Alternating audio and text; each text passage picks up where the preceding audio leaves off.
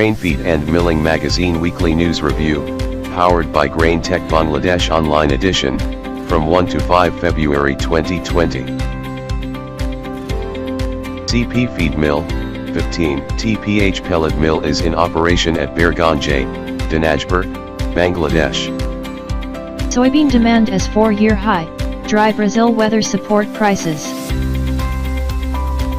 Livestock has reached the present day, by adding success to its power success every day. ANB Agro moves to second plant setup, a new 10 TPH micro-feed line with Heron, China. Not only in rice production, China is ahead in eating rice also.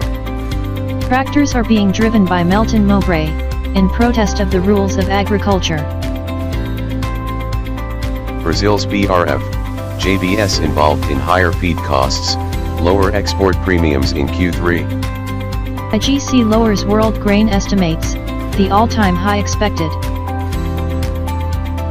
Innovation of new method of making spice powder in Bangladesh.